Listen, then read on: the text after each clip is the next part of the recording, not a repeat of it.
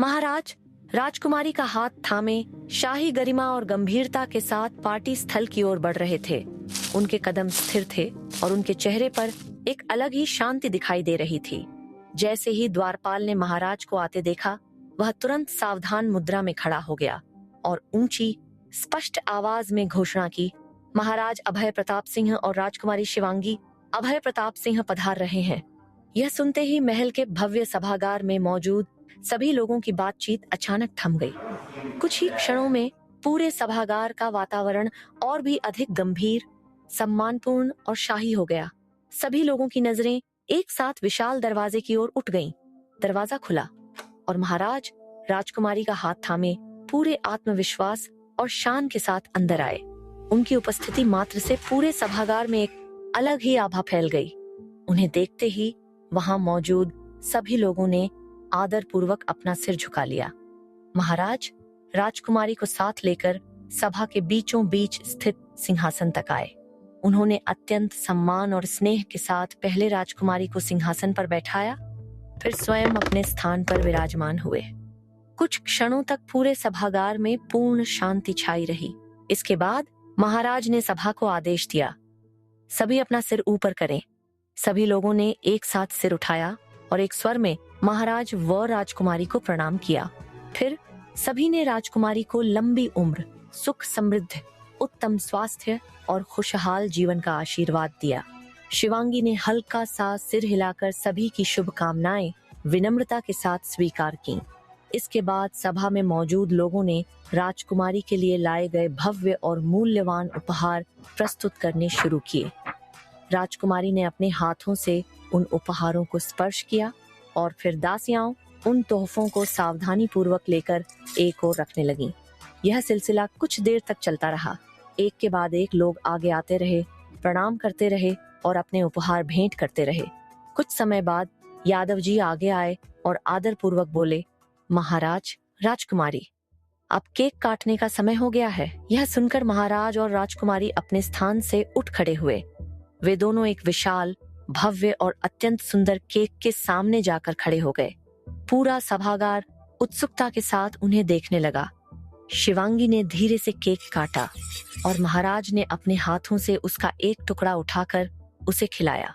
पूरे सभागार में जोरदार तालियां गूंज उठी। कुछ लोगों के चेहरों पर मुस्कान थी तो कुछ लोग इस पल को बड़ी प्रसन्नता से देख रहे थे। तभी सभा में मौजूद लोगों के बीच अचानक हलचल मच गई। लोग एक दूसरे की ओर देखने लगे।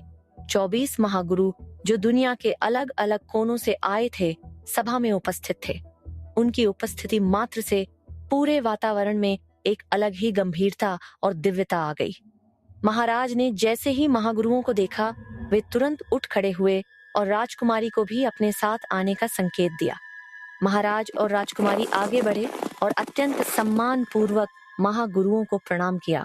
महागुरुओं ने भी महाराज और राजकुमारी को आशीर्वाद दिया। महाराज ने विनम्र स्वर में कहा, आज राजकुमारी शिवांगी का जन्मदिन है। आप सभी का यहाँ आना हमारे लिए गर्व की बात है। हम चाहते हैं कि आप राजकुमारी को अपना आशीर्वाद दें। एक महागुरु की भविष्यवाणी। यह सुनते ही महागुरुओं में से एक आगे आया। उसने कुछ क्षणों तक राजकुमारी के चेहरे को बहुत ध्यान से देखा। उसकी आंखों में गहरी गंभीरता और एक अनोखी चमक दिखाई दे रही थी। फिर वह गहन और प्रभावशाली स्वर में बोला, महाराज, आपकी बेटी के चेहरे का तेज किसी को भी उसके सामने सिर झुकाने के लिए बाध्य कर सकता है। उसके शब्द सुनते ही आसपास खड़े कई लोग ध्यानपूर्वक उसकी बातें सुनने लगे। महागुरु आगे बोला, अभी यह छोटी है, लेकिन भविष्य में इसकी उपलब्धियां इतनी ऊंची होंगी कि हर कोई इसके आगे सिर झुकाएगा। उसने कुछ क्षण रुककर फिर कहा, कोई भी शत्रु इसके सामने टिक नहीं पाएगा, किंतु इसमें थोड़ा समय अवश्य लगेगा। उसकी आवाज पूरे सभागार में गूंज उठी। यह सुनकर कई लोग आश्चर्य से एक दूसरे को देखने लगे। शिवांगी ने विनम्रता से सिर झुकाकर महागुरु को धन्यवाद दिया और उनका आशीर्वाद ग्रहण किया। सभी की नजरें शिवांगी पर। अब सभी लोग अपने अपने आसपास के लोगों से धीरे धीरे बातें करने लगे। लोग राजकुमारी के जन्मदिन समारोह की भव्यता की प्रशंसा कर रहे थे। कोई सजावट की तारीफ कर रहा था तो कोई पूरे आयोजन की व्यवस्था की चर्चा कर रहा था। महाराज अन्य राज्यों के राजाओं के साथ महत्वपूर्ण चर्चाएं कर रहे थे। लेकिन आज इस पूरी सभा में सभी की नजरें केवल राजकुमारी शिवांगी पर थीं। हर कोई यही देख रहा था कि शिवांगी बहुत कम लोगों से मिलती जुलती हैं। वह किसी से ज्यादा बातें नहीं करती और अक्सर एक राजकुमारी की गरिमा और गंभीरता के साथ अकेली ही सिंहासन पर बैठी रहती है। उनके चेहरे पर हमेशा एक शांत भाव रहता था, जो लोगों को उनके पास आने से पहले कई बार सोचने पर मजबूर कर देता था। इसलिए किसी ने भी उनसे बात करने की हिम्मत नहीं की।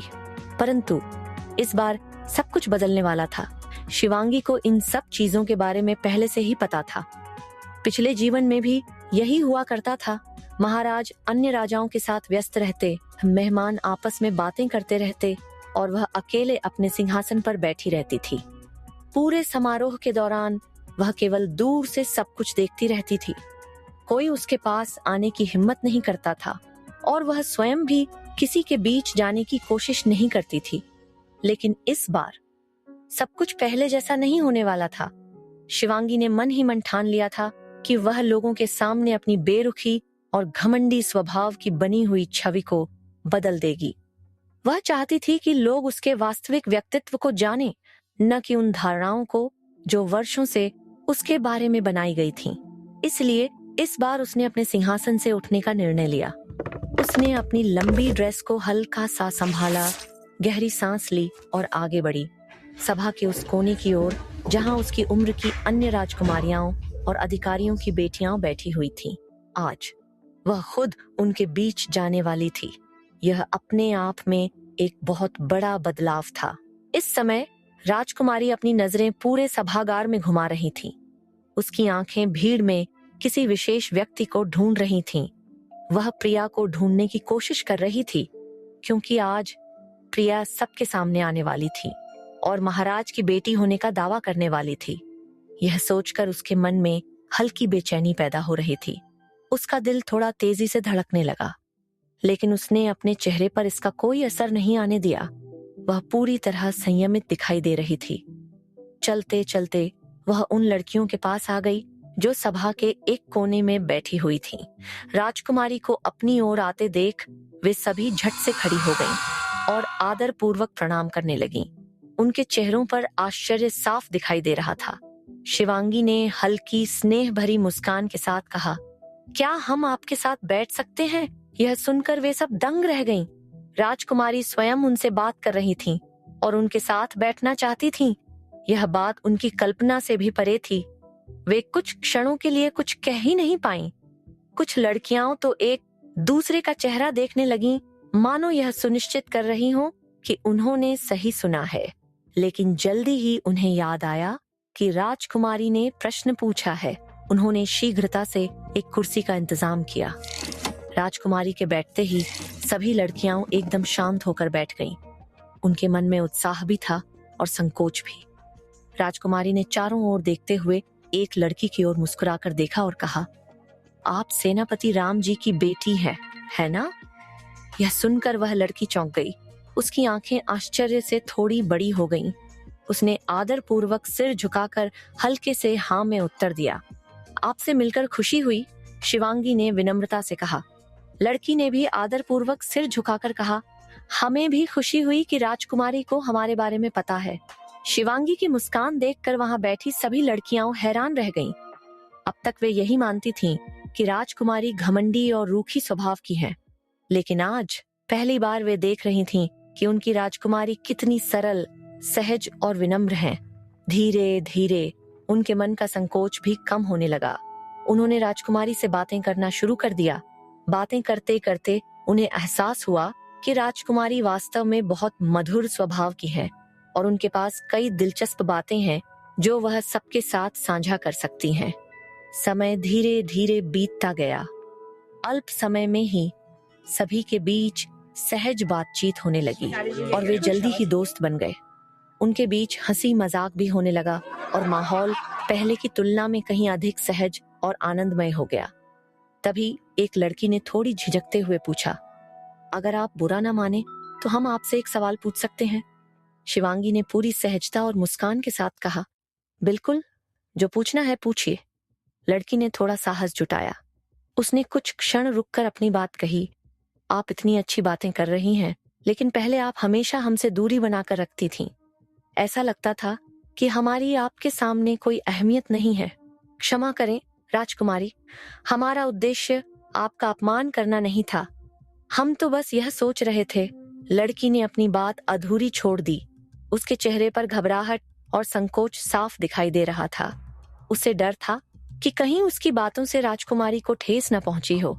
बाकी लड़कियां भी एकदम शांत होकर शिवांगी की ओर देखने लगीं। शिवांगी ने गंभीरता से उनकी ओर देखा। कुछ क्षणों तक वह मौन रही, मानो अपने मन की बातों को शब्द देने की कोशिश कर रही हो। फिर उसने धीमे, शांत और बेहद सहज स्वर में कहा, हमें पता है कि आप सभी ऐसा ही सोचते थे। उसकी आवाज में कोई शिकायत नहीं थी, न ही कोई नाराजगी, बस एक सच्चाई थी जिसे वह पहली बार सबके सामने स्वीकार कर रही थी। उसने आगे कहा, लेकिन ऐसा नहीं है। सच यह है कि हम बचपन से ही अकेले रहे हैं। उसकी आंखों में कुछ पुराने दर्द की हल्की झलक दिखाई देने लगी। हमें कभी यह नहीं सिखाया गया कि दोस्त कैसे बनाए जाते हैं या किसी से बातचीत कैसे की जाती है। हमेशा राज्य के नियम, अभ्यास और दायित्वों में ही व्यस्त रहे। कपड़ों, गहनों या किसी महल की घटनाओं के बारे में हमें ज्यादा जानकारी नहीं होती थी, इसलिए हमें दूसरों से बात करने में संकोच होता था।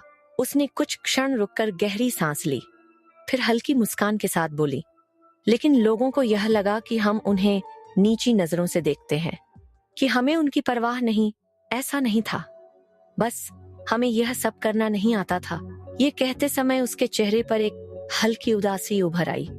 उसकी बातों में वर्षों का अकेलापन छिपा हुआ था।